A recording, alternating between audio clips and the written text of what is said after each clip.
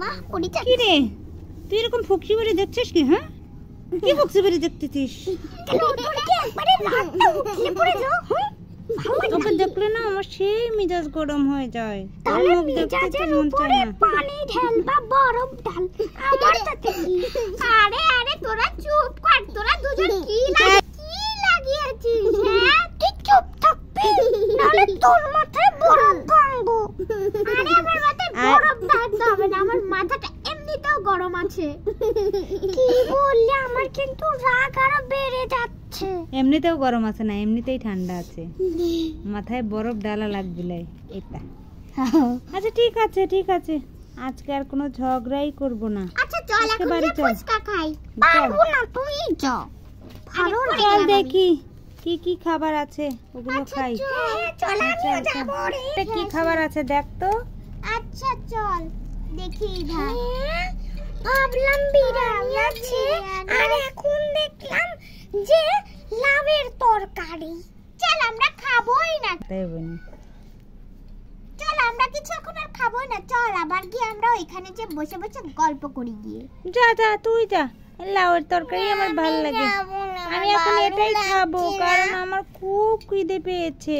আরে তুই খা তো লাউয়ের তরকারি, আমাদের তুই লাউ খাবি? ছি, ভারী হলে ভালো হতো। মাথা লড়াও। আমি খাবো না রে, আমি চলে যাই। আমিও খাবো না রে, আমিও চলে যাই। হ্যাঁ হ্যাঁ যা যা যা, তোরা সবাই চলে যা, আমি খাবো আমি খাবো। আমাদের না খুবই খিদে পাচ্ছে, তবে আমরা তো ওগুলো খাই না। ও মুখ লাগিয়ে দিয়ে খাচ্ছি, খুব টেস্টি হয়েছে, খুব ভালো লাগছে। চল তো হ্যাঁ খাওয়া শেষ, এবার যাই। এই বান্ধবী তুই এমন ভাবে খাচ্ছিস, আমি তোর মুখে এগুলো কি লেগে আছে রে? আমি খাবার খেয়েছি সেই জন্য হ্যাঁ হ্যাঁ তুই এইভাবে খাস? আরে চুপ কর, তোর বলতে হবে না, তুইও সেভাবেই খাস। ঢং করছে, ঢং। আমি শুধু কট খেয়ে যাই আর ওরা শুধু বেঁচে যায়, ভালো লাগে না। ভাবলাম আজকে একটু ওকে আমি জব্দ করব, সেটা আর হলো না, আমি নিজেই জব্দ হয়ে গেলাম।